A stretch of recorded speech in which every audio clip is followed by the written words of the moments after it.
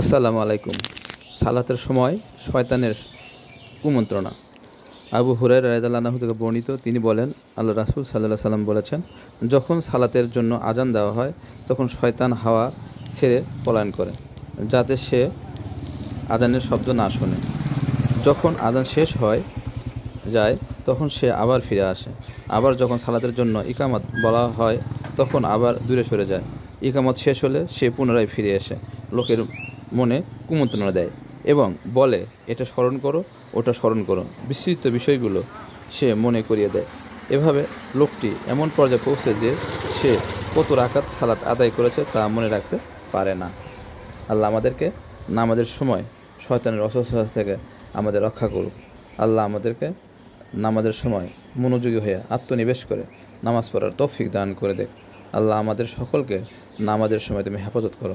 আল্লাহুম্মা আমিন।